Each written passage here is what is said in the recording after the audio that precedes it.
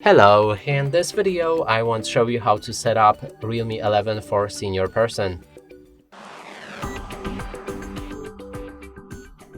And to do this, we'll need to open our settings. Inside we can look for a simple or senior mode.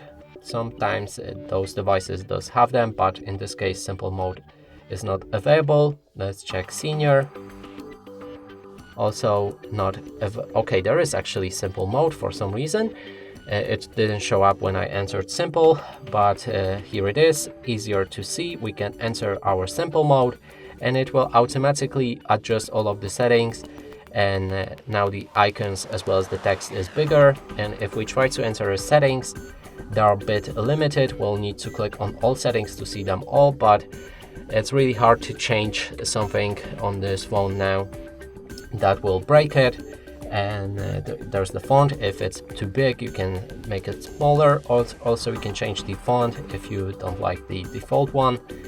And there's no need to adjust any more settings. And that's it for this video. Hope you like it. Please consider subscribing to our channel, leave a like and a comment below.